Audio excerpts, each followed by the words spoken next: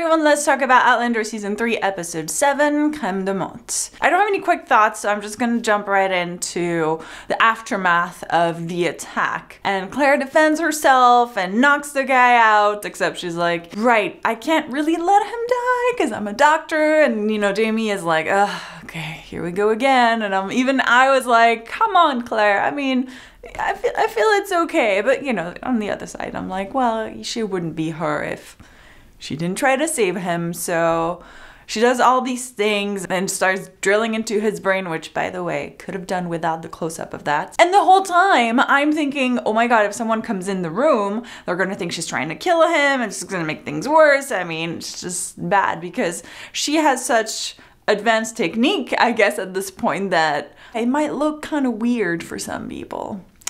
But nobody came in, thankfully. Unfortunately, she wasn't able to save him, so... And did I hear this right? Or did they put him in the barrel of Crème de Menthe? And I'm like, is that why the episode is named that?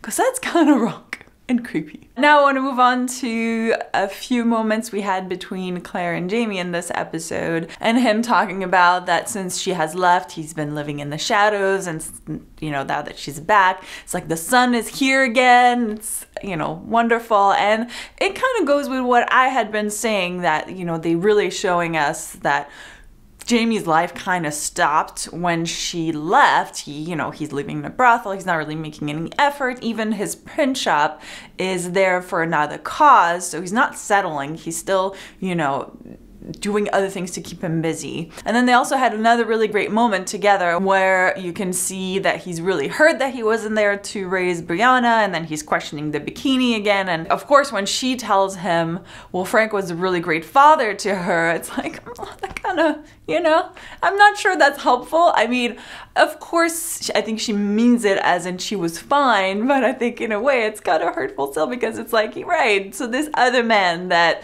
got to raise my daughter, who was your husband. I mean, was he a good husband to you, Claire? And of course he's asking if she, you know, fell in love with him again, or, you know, he was a great father, was he a great husband, were you like... And of course we know that that wasn't the case exactly. But of course Jamie doesn't know, and, you know, he's definitely worried. And I think that's normal. You have all these questions. It's been 20 years. A lot of things have happened, even on his side, which we'll talk about that later. Now I want to focus about the fact that, you know, Claire also mentions that she would like to move away from where they are right now, and she wants to be a healer. That leads me to talking about her scene with Margaret Campbell.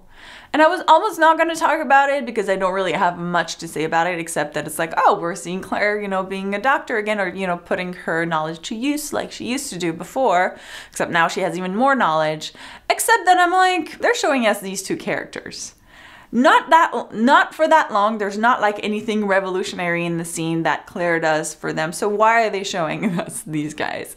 And they're traveling to the West Indies. And now that we know that Jamie and Claire have to leave, I'm like, well, could it be that at some point these two are gonna meet again, or there's something where Margaret Campbell's issues will come into play again, you know? Moving on to young Ian.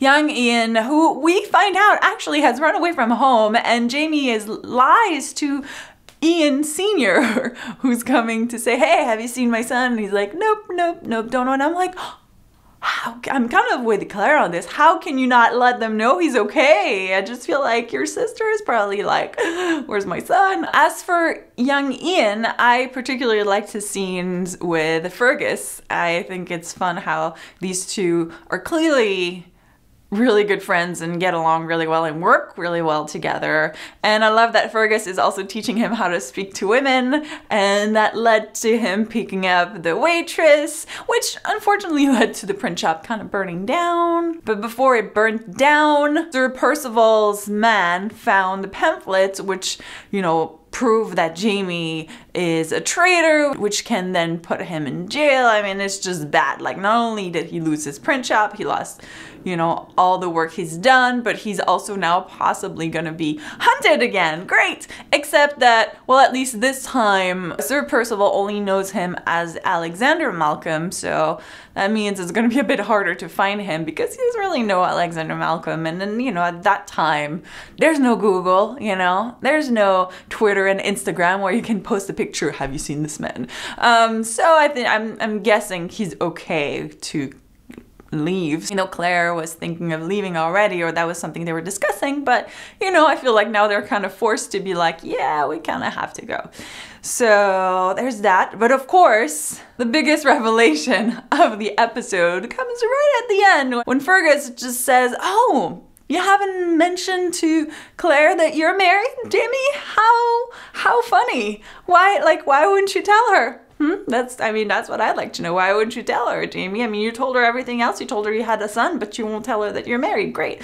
So yeah, Jamie is married, which makes sense, you know, in a way. In 20 years, I can't believe that it might be a marriage of convenience or just, that's just what you do. You know, you get married and just, apparently his wife is not really around, or I'm not really sure. I mean, I'm curious to find out who the wife is and what's kind of their relationship. And two, how is he gonna really tell Claire that? And then Claire is gonna be like, wait, so you were mad at me about Frank, but apparently you were like doing something too. So anyway, it was definitely a quieter episode than all the previous episodes that we've had this season. I still really enjoyed it. I think it's post-reunion, getting back into life and setting things up for their new life together. And it looks like it was a short-lived in that place, because now they're gonna be moving again. And we know that when they travel, things don't turn out exactly how they expect, but you know, that's the fun of Outlander. So it looks like we're going on a new adventure. I kind of knew that they were gonna go on a voyage or sort of trip. So I can't wait to see that. I would love to hear what you thought of this episode. I mean, were you surprised by the fact that Jamie is married? I mean, you probably weren't if you read the books, but you know. And how did you enjoy this quieter episode? Let me know in the comments. And if you want to talk about Outlander some more, you can always follow me on Twitter and chat there at Sandrine. Thank you guys so much for watching, and I'll see you soon. Bye.